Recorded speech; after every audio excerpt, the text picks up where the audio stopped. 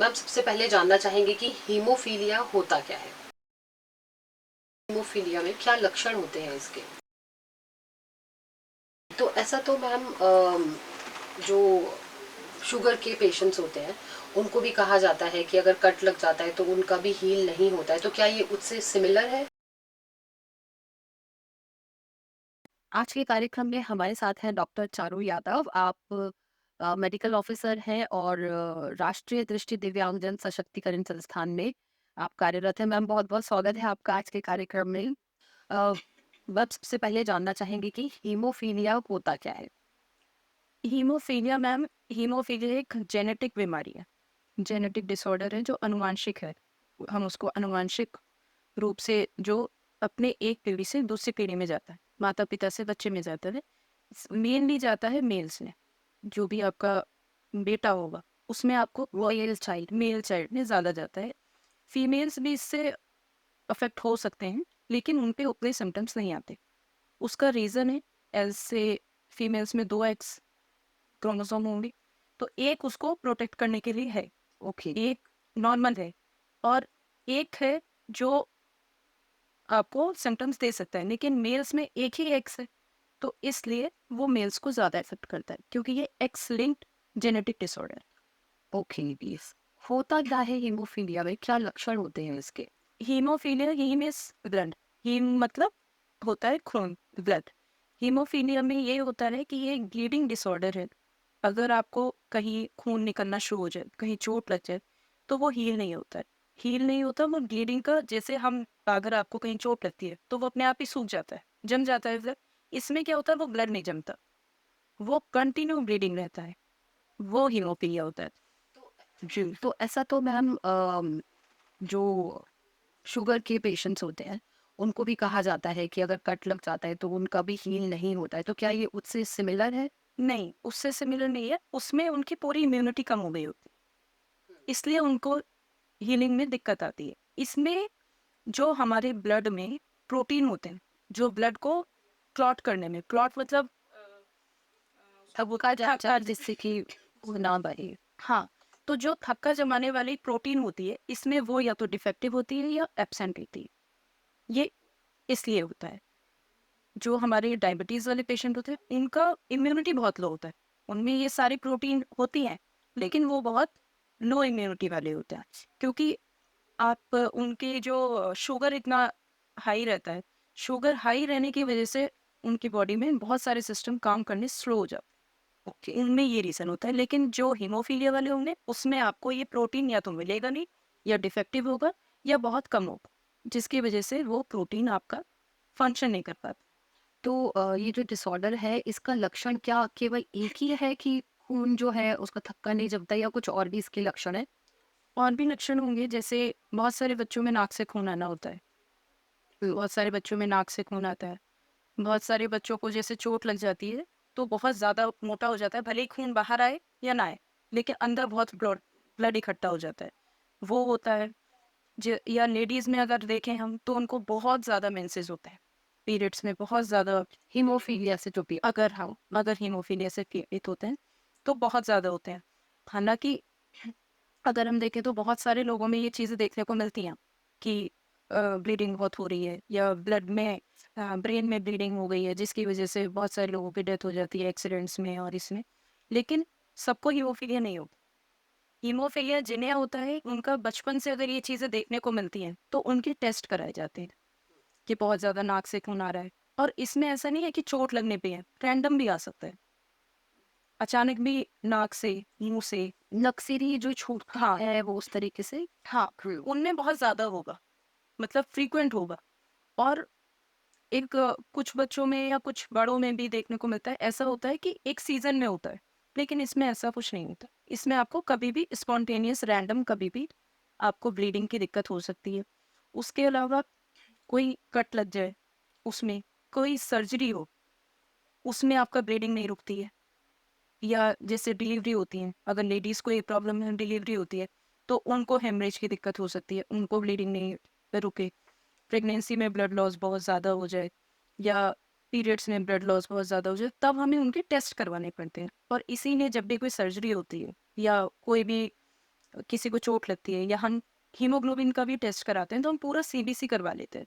उसमें आपका clotting time, prothrombin time, ये सब जो होते हैं ये आपके ये जो प्रोटीन होते हैं उनको चेक करने के वो होते हैं कि इनका टाइम नॉर्मल है या ज़्यादा है।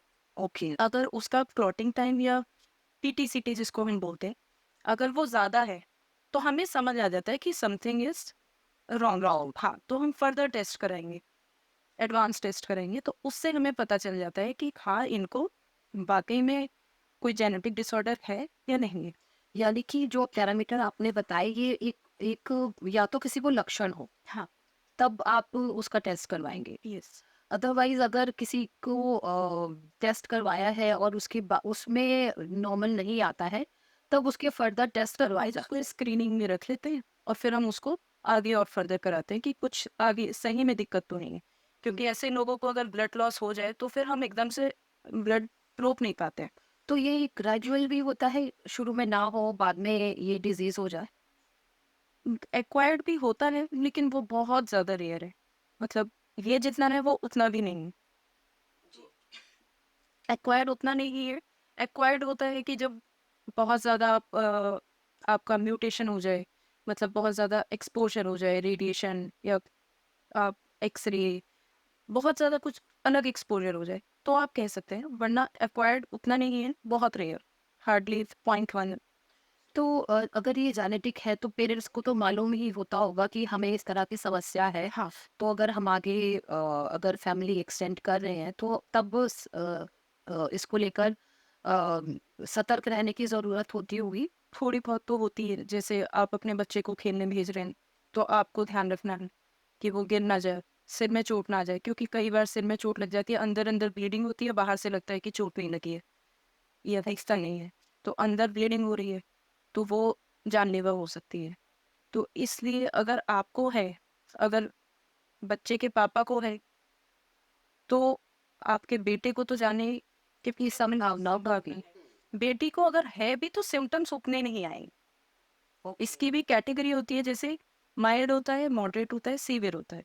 तो अगर अगर 5 से 30% प्रोटीन काम कर रहे हैं तो वो माइल्ड में आएगा, और अगर 1 से 5% प्रोटीन काम कर रहे हैं तो वो मॉडरेट में आएगा, और लेस देन प्रोटीन काम कर रहे हैं जो आपका ब्लड को क्लॉट करने में काम आ रहे हैं, उनको हम कहते हैं क्लॉटिंग फैक्टर्स। अगर वो 1% से कम है तो वो सीवियर है। तो ऐसे लोगों को ज़्यादा ध्यान रखने की ज़रूरत है। हमारे पास क्लॉटिंग फैक्टर्स होते हैं, इसमें भी हीमोफीलिया के भी टाइप्स होते हैं, हीमोफीलिया ए, बी, सी। ए में क्लॉटिंग फैक्टर 8 नहीं होता है, बी में क्लॉटिंग फैक्टर 9 और सी में क्लॉटिंग फैक्टर 11। तो 8 जो होता है वो थोड़ा कॉमन है, यानी कि हीमोफीलिया ए, वो हमारा थोड़ा कॉमन है, और बी और सी बहुत रेयर है। ए भी रेयर है, बट जो देखने को मिलता है वो कॉमनली ए मिलता है, बाकी दो रेयर है। ओके। तो जैसे देखा जाता है कि मधुमेह हुआ या दूसरी तरह की जो बीमारियां हैं वो बहुत ही व्यापकता से होती है। तो अभी हीमोफीलिया का क्या लेवल है लोगों में होने का? क्या बहुत अधिक मात्रा में लोग इससे पीड़ित हो रहे हैं? नहीं, इसका जो इंडिया में रेट है वो काफ़ी कम, मतलब लेस देन 1% इन 1 लाख पेशेंट्स, इस तरह से अपना नहीं, बहुत कम है। लेकिन इसका क्या कारण है वो भी हम नहीं जान सकते अगर किसी में है, क्योंकि ये तो जेनेटिक लेवल पे म्यूटेशन चल रहा है। अगर कोई प्रेग्नेंट लेडी है, उसको यूवी रेडिएशन हो गया है, या कोई बीमारी ऐसी हो गई है, बहुत ज़्यादा मेडिसिन लेने पड़े हैं, तो वो कहीं ना कहीं आपके जीन्स को इफेक्ट करता है। वहाँ आपका जो क्रोमोसोम है जो एक्चुअली हमारा बॉडी एक रिएक्शन पे चल रहा है, अगर ये काम हो रहा है तो इसके रिएक्शन में दूसरा काम हो रहा है। तो जब हमारा शरीर में कोई बच्चा पल रहा होता है तो उसके 9 महीने के अंदर अंदर उसका हर हफ्ते कुछ ना कुछ डेवलप हो रहा होगा। तो अगर आपकी जीन्स में कोई म्यूटेशन आ गया, म्यूटेशन मतलब कोई कमी आ गई है, तो वो उस जीन से जो चीज़ें डेवलप होने वाली है वो उस तरह से नहीं डेवलप कर पाएगा। बिल्कुल। उसमें कुछ ना कुछ तो कमी रह जाएगी, या तो वो डेवलप ही नहीं कर पाएगा, या डेवलप करेगा तो गलत तरीके से कर देगा, या कम करेगा, जितना उसको काम करना चाहिए वो नहीं करेगा। तो ये चीज़ बाद में ही पता चलेगी। लेकिन अगर जैसे मदर को पता है कि मैं हीमोफीलिया की पेशेंट हूँ, तो उसको ये भी पता है कि डॉक्टर बताएगा कि आगे बच्चों में जाने के चांसेस है, तो आपको प्रेगनेंसी में ही अपने टेस्ट करवा लेने, कोई टेस्ट छोड़ना नहीं। उसमें जेनेटिक टेस्ट भी होते हैं, जेनेटिक लेवल के भी टेस्ट होते हैं, वो सब आपको करवाने चाहिए। कितनी गंभीरता होती है इसको लेकर और इलाज इसका कितना संभव है? इसका इलाज ऐसे कोई परमानेंट इलाज नहीं है, क्योर नहीं है ये बीमारी, रहेगी। बस ये है कि मेडिसिन से आपको रिलीज रहेगा, कंट्रोल में रहेगी बीमारी। इसमें आपको क्लॉटिंग फैक्टर्स जो जिनकी कमी है वो पता चल जाते हैं, तो हम उन्हें बाहर से देते हैं। बाहर लैब में ब्लड जो हम डोनेट करते हैं उनसे ये सारी चीज़ें की जाती हैं। उसमें हम क्लॉटिंग फैक्टर्स जो भी आते हैं, प्लाज्मा होता है, वो हम प्लेटलेट्स होते हैं, वो हम देते हैं बाहर से जिनको सीवियर है। मतलब एक ऐसा ग्रुप ऑफ दवाइयाँ हैं जो हम उनको प्रेफर करते हैं उस टाइम पे देना, जिससे ब्लीडिंग थोड़ा कंट्रोल में रहे या ज़्यादा ना हो, तो ये दी जाती है। बाकी जिनको बहुत सीवियर है, वो ग्रेडिंग, अगर कोई पेशेंट आया हमारे ना स्क्रीनिंग में कि इसको हीमोफीलिया के लक्षण है या इसको हीमोफीलिया है, तो हम उसको पूरे लेवल पे स्क्रीन करेंगे, पूरे टेस्ट करेंगे, ताकि हमें ये पता चल जाए सीवियर है, माइल्ड है, मॉडरेट है। फिर हम उसको उसी हिसाब से, अगर हमें बाहर से फैक्टर्स देने हैं, प्लाज्मा फैक्टर देने हैं, प्रोटीन फैक्टर देने हैं, वो हम बाहर से देंगे, वरना हम उसको दवाइयों से क्योर करेंगे। पूरा क्योर ये नहीं है, बीमारी पूरी क्योरेबल नहीं है, बट ये है कि आप उसको दवाइयों से कंट्रोल सीमित करके रख सकते हैं, और बाकी आपको अपना प्रिवेंशन खुद करना है। जैसे आपको ध्यान रख के काम करना होगा, आपको चोट फीट ना लगे वो आपको ध्यान देना है, आपको खाने पीने का ध्यान रखना है, आपको विटामिन की कमी नहीं होनी चाहिए। विटामिन के ये भी हमारे क्लॉटिंग में बहुत फ़ायदा देता है। जितने भी हमारे ब्लड क्लॉट्स जमते हैं, जितने भी हमारे रक्त प्रवाह होता है, उसमें हमारे क्लॉटिंग ये विटामिन के ये बहुत फ़ायदा देता है। तो आपको विटामिन के अपनी डाइट में ज़रूर लेना चाहिए।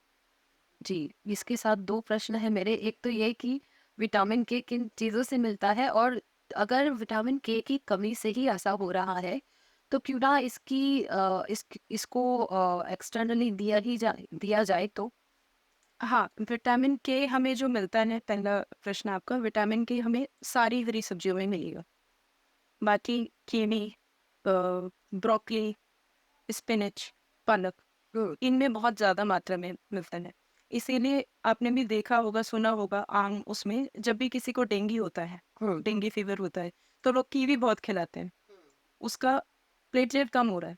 प्लेटलेट कम हो रहा है, जितना प्लेटलेट कम होगा, उतना ब्लीडिंग के चांसेस बढ़ जाते हैं। बढ़ जाएगी, इंटरनल ब्लीडिंग भी हो इंटरनल सकती है। ब्लीडिंग हुँ, आपको नहीं पता चलेगी। हुँ, इसीलिए हमने अपने प्रैक्टिस में देखा है, बहुत ज़्यादा गैसीय रश नहीं करना है, हुँ, क्योंकि जो मसूड़ों में ब्लीडिंग हुई है, हुँ, जो अंदर म्यूकोज़ा में ब्लीडिंग हो रही है, वो आपको इतनी पता नहीं चलेगी। अगर हल्की-हल्की से हो रही है तो तो वो होती रहती है, काफ़ी लंबे समय तक होती रहती है? ब्लीडिंग अगर जिन हाँ जी। नहीं, वो आपको दिखेगी। बहुत ऐसे नहीं होगा, लेकिन अगर शुरू हो जाए तो फिर उसको रोकना मुश्किल हो जाएगा। इसलिए तो रुकती तो होगी रुकती है, हुँ, लेकिन एक बार अगर ब्लड लॉस आपका ज़्यादा हो गया, तो वो पेशेंट के लिए हानिकारक हो जाता और अगर इंटरनल ब्लीडिंग है तो वो और ज़्यादा। है। वो और ज़्यादा, क्योंकि आप उसको देख भी नहीं पा रहे, पता भी नहीं चल पता पा भी रहा नहीं क्या चल हो रहा है रहा है। किस ओके, आर्टरी से आपका ब्लड निकल रहा है। ओके। तो ये इसलिए हम मतलब ये बहुत आम उसमें मैं बता रही हूँ कि कीवी खिलाते हैं, हुँ, है ना? हरी सब्जियाँ खिलाते हैं। प्लेटलेट्स अगर ज़्यादा डाउन हो जाए तो हम प्लाज़्मा देते हैं। वो इसीलिए दिया जाता है क्योंकि प्लेटलेट्स जो होते हैं वो हमारे ब्लीडिंग को रोकने का काम करते हैं। जैसे भी कहीं कट लगता है, हमारे ब्रेन को संकेत मिल जाता है और प्लेटलेट रिलीज़ हो जाते हैं। फिर वहाँ बाकी रिएक्शंस होते हैं जिससे वो ब्लड रुक जाता है। हुँ।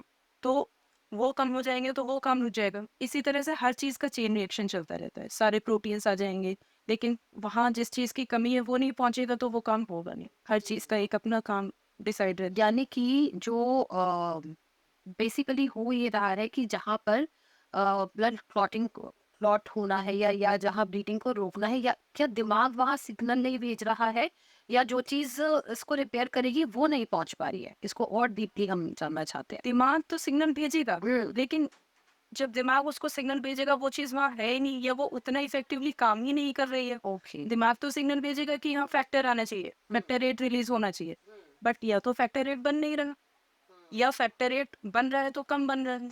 या वो डिफेक्टिव है, तो ओके। वो अपना काम उस तरह से कर नहीं पाएगा।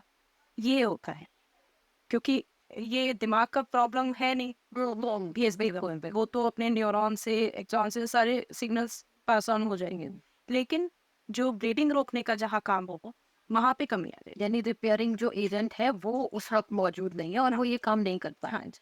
तो अब जब इलाज की इसकी बात कर रहे हैं, तो जैसा आपने बताया, एक तो बाहर से दिया जाता है। हाँ, बाकी खाने-पीने का में और कैसे किया जाएगा? खाने-पीने में आपकी पूरी हरी सब्जियाँ पूरा होना चाहिए, जिससे आपको मिनरल्स, विटामिन सब मिलता है। उसके अलावा आपको बहुत ज़्यादा ऑयली जिससे हमारा कोलेस्ट्रॉल बढ़ा रहता है, या जिससे बहुत ज़्यादा शुगर लेवल बढ़ जाए, ऐसी चीज़ें थोड़ा अवॉइड करनी चाहिए। क्योंकि ये चीज़ें भी हमारी हीलिंग को रोकती हैं, इसलिए ये चीज़ें थोड़ा अवॉइड करनी चाहिए। एक्सरसाइज़ इसमें हेल्प करता है, योग या कुछ इस तरह? वो आपके ओवरऑल बॉडी को ही हेल्प करेगा। तो जैसे कोई भी इंटरनल ब्लीडिंग है, या कोई भी मैं कहूँ कि अगर आप जैसे स्ट्रेस लेते हो, तो दिमाग आपका वैसे ही बहुत टेंस्ड होता है, आपका बीपी शूट अप कर जाता है। हुँ, तो अगर आप एक्सरसाइज करेंगे, हुँ, तो हर लेवल पे आपका ये चीज़ें कम होती जाएँगी। तो आपको रिस्क नहीं रहेगा ब्लीडिंग का। ओके। एक्सरसाइज से ब्लीडिंग तो नहीं रुकेगा, हुँ, या ब्लीडिंग कम हो जाए ऐसा भी नहीं होगा। बस रिस्क आपका ब्लीडिंग होने का वो कम हो जाएगा, एक्सरसाइज से, योगा करने से, ये करने से। बाकी आपकी कुछ मेडिसिन्स होती हैं, जैसे अगर आपको हीमोफीलिया है, तो आपको अपना जो भी आपका मेडिकल पैड है, कोई भी बुक है जो आप हमेशा कैरी करते हैं, या आपको खुद को पता होगा, तो आपका काम है कि आप डॉक्टर को बताएं, ताकि वो कुछ मेडिसिन्स ऐसी होती हैं जो ब्लीडिंग को बढ़ाती हैं। ओके, हाँ, तो ये बढ़ाती हैं या ब्लीडिंग होने के रिस्क को बढ़ाती हैं, मैं सो ताकि वो दवाइयाँ आपको ना दी जाएँ। ओके। यानी जब भी आपको डॉक्टर के पास विज़िट करना पड़ रहा हो, तो आप डॉक्टर को पूरा हिस्ट्री बताएँ कि आपकी ये मेडिसिन्स चल रही हैं और अभी ये स्थिति है। हाँ, आपको वो बताना चाहिए। बताना चाहिए। और अगर आपको पता है कि आप हीमोफीलिया वाले पेशेंट हैं, तो आपको अपनी डायरी पे मोटा-मोटा सा रेड पेन से लिख लेना चाहिए, ताकि डॉक्टर से भी गलती ना हो कोई दवाई देने में। मतलब खुद को भी अलर्ट कर रखने के लिए और डॉक्टर को भी, मतलब क्या ऐसा होता है कि लोग नहीं बताते होंगे कि एक्चुअली लोगों को आधे टाइम पता नहीं चल पाता। लोग खुद ही अवेयर नहीं होंगे तो कैसे बताएँगे? अगर हम 4 मेडिसिन एक साथ खा रहे हैं और हमें किसी एक मेडिसिन का रिएक्शन हो गया, तो आधे लोग ये सोच लेते हैं कि ऐसे ही हो गया होगा, और उस रिएक्शन की भी दवाई ले लेंगे। हुँ, लेकिन ये नहीं समझ पाते कि हमें इस मेडिसिन से रिएक्शन है। तो ये अवेयरनेस लोगों में होनी बहुत ज़रूरी है कि मुझे किस चीज़ से एलर्जी है, ताकि आप उस चीज़ से बच के रहें, या आपको पता हो तो आप बता सकें। कुछ लोगों को पता होता है बस कि पीनट्स का बहुत पता रहता है कि पीनट्स से है, हुँ, लेकिन बहुत सारे लोगों को मशरूम से एलर्जी होती है। हुँ, लेकिन मशरूम की सब्जियाँ वो बाकी सब्जियों के साथ खाते हैं, तो उन्हें समझ में नहीं आता कि मशरूम से एलर्जी। ओके। तो हुँ, ये आम जनता में थोड़ा अवेयर होने की ज़रूरत है, क्योंकि हमारी बॉडी का ध्यान हमें सबसे खुद ही ज़्यादा को रखना है। रहता है कि ये एक ऐसा विषय है जिसको लेकर लोग जागरूक ही नहीं है, इनफैक्ट मालूम ही नहीं है कि इस तरह की कोई समस्या भी होती है। तो क्या ऐसे सिम्पटम्स हैं जिस पर लोग लोग ये ध्यान दें कि हाँ, अगर ये हो रहा है तो I need to go to the doctor? जी। देखिए, अगर आपका सिंपल सी चोट है, उसको नॉर्मल से ज़्यादा टाइम लग रहा है। नॉर्मल क्लॉटिंग टाइम 8 से 12 मिनट होता है। अगर उससे ज़्यादा लगा है, और आपको ध्यान रखना है कि कुछ मेरा खून रुक क्यों नहीं रहा है, कुछ बात तो नहीं है। दूसरा, आपको नाक से बहुत ज़्यादा खून आ रहा है। कभी भी आपको हो जाता है रैंडम, महीने में 2-3 बार हो गया, जो जनरली नहीं होता, नॉर्मल नहीं है, तो आपको दिखाने की ज़रूरत। आपको मुँह से थूक आ रहा है, आप ब्रश कर रहे हैं, कुल्ला कर रहे हैं, बाई चांस आपको थूक निकल रहा है, आपको लैट्रिन में थूक आना, सॉरी, ब्लड आना, पेशाब में ब्लड आना, ये सारे वार्निंग सिम्पटम होते हैं कि यू हैव टू, आपको डॉक्टर के पास जाना है और उन्हें ये चीज़ें बतानी है। क्योंकि कहीं भी ब्लड आना, ये एक अच्छा साइन नहीं है। अच्छा साइन नहीं है, तो आपको इस चीज़ पे अलर्ट रहना है। जो बच्चे होते हैं, जब न्यूबॉर्न बच्चा पैदा होता है, तो कभी-कभी उसका क्या होता है, सिर पे इतना मोटा गोला सा बन जाता है, उसमें खून होता है, तो वो भी आपको दिखाना है। हुँ, ऐसा नहीं होना चाहिए कि ये नॉर्मल है, राइट। ठीक हो जाएगा, वो आपको दिखाना है। उसके अलावा आपको जॉइंट्स में पेन हो जाए, जॉइंट स्वेलिंग हो जाए, रेडनेस हो जाए, स्वेलिंग हो जाए, जोड़ों में दर्द होगा, उनमें आपका स्वेलिंग हो, उसमें रेडनेस हो या टच करने पे आपको गर्म फ़ील हो, तो आपको एक वो भी एक आपका साइन है कि आपको दिखाना चाहिए। ये सारी चीज़ें हैं जो आपको मोटी-मोटी बेसिकली ध्यान रखनी चाहिए कि ये नॉर्मल लाइफ़ में नहीं होती। तो ये आपको थोड़ा ध्यान देना। जी।